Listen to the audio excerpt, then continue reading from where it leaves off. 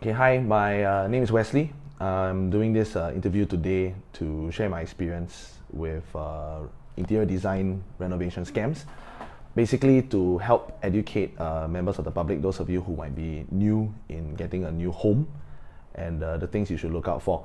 The summary of this interview is that this is already a very prolonged case with individuals who have repeatedly scammed homeowners under different names of companies and under different identities as well.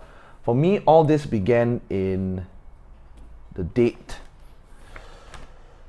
November 16, 2015. This was how it began with Space Art Interior Designs.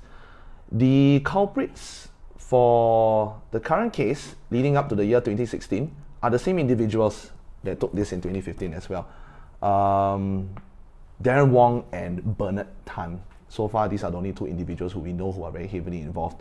So basically, all this you see here for the invoice, what they have quoted is an exceedingly low price.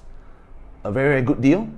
Things that are able to capture people's attention, because all of this was first publicized on Facebook. So if you take a look at the final costing, all right, this is what they quoted. The home that is done now, that I'm in, that my family is in, our final cost estimated is about close to 30. So as you can see from what they have offered, right, it is almost 50% off. So this is the first red flag. The first red flag that any homeowner should look out for, because if you are just constantly thinking about, oh, I'm out to get a good deal, right, you are the first person who is going to get scammed, unfortunately. The second thing to take note of is that these horrible people, all right, they demanded, okay, I'm not too sure where it is here, but they demanded a 50% deposit. 50% deposit. And as you can see, 17,000, right? 50% is, well, approximately 8.5K lah. But Space Art Interior Designers demanded $10,000. $10,000 down payment. This is the second red flag.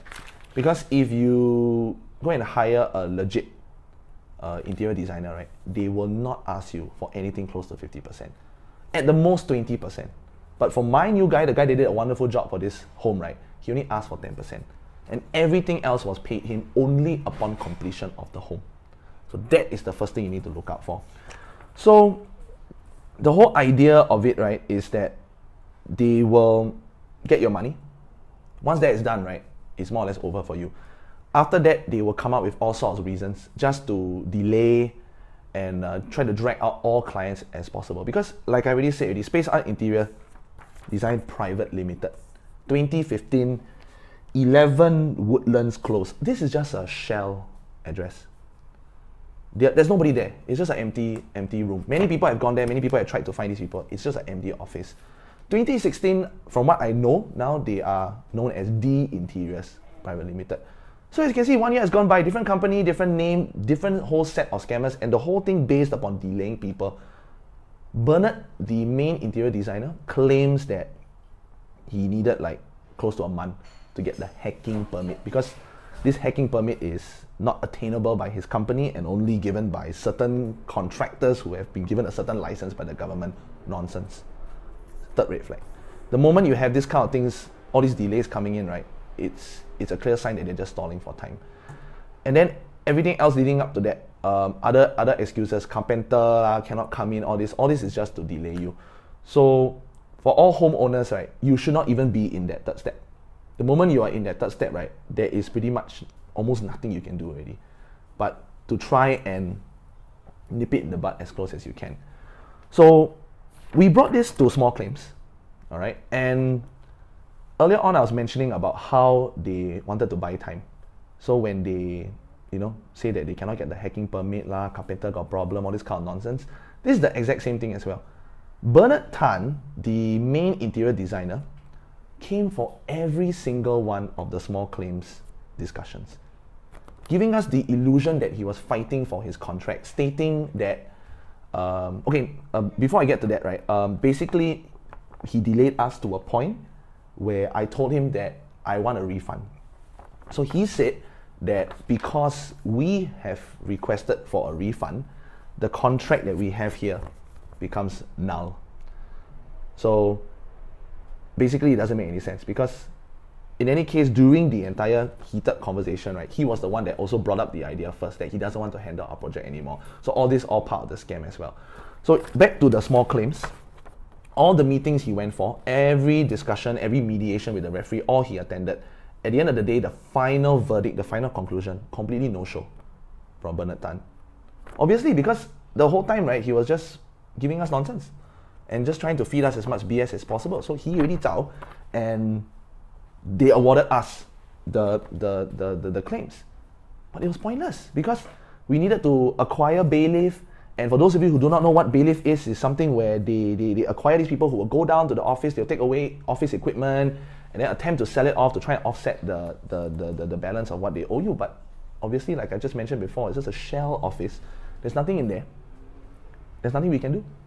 So it was only because by the grace of God and really supreme luck that during the whole part of Space Art Interior Design Private Limited, a lot of media temporarily descended upon them. So newspapers, many people going to Facebook. I posted a Facebook review myself, which they were so desperate to take down because they were still trying to acquire more people under that particular company name. So what happened in the end was that the main guy, Darren Wong, apparently his mom got harassed so much that he made a call to my wife personally. At that time, we were one of the main people involved in the whole chasing of the money thing. So he was drunk and he was begging my wife to say that, okay, please don't do anything anymore. I will return you your money, blah, blah, blah, blah. And like I said, thankfully, I managed to get back a portion of my money. But end of the day, right, after all this is done, police report. Not just me, but many other victims of Space Art Private Limited have all come forward to voice out that these people are in Singapore and this is what they're doing to all people who are just wanting to renovate their home and start their life. Nothing has been done. 2016 now, from what I believe, from what has been shared with me, Space Art Interior Design is now The Interiors Private Limited. And the latest victim, as for what I know, is from May 2017. So clearly, this is just going to keep going on. So the only thing we can do, of course, pray for the best, that eventually many people do step up, and then finally our government will do something about this to put these people behind bars. Darren Wong, Bernard Tan, these two individuals. All right? Because if not, they're just going to keep doing this.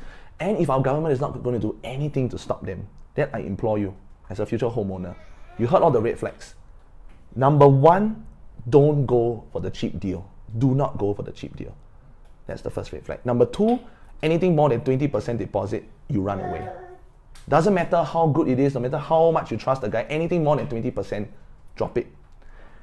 Third thing, which I wanted to add now, everything must be documented. In the rush to seal this awesome deal that we spotted on Facebook, we transferred them the $10,000 without even getting a receipt. And that was a big problem because to many people, they felt, oh, there's no receipt.